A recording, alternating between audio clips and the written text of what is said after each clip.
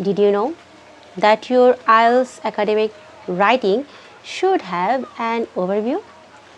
And most importantly, this overview should be written in one sentence.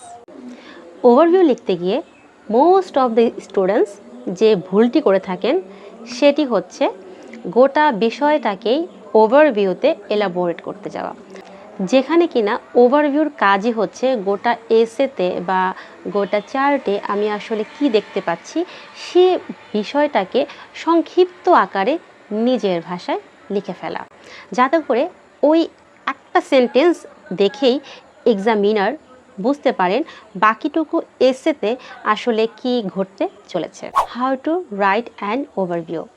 Overview লেখার ক্ষেত্রে whole এসেটাকে আগে observe করুন বা হোল চার্টটাকে আগে অবজার্ভ করুন।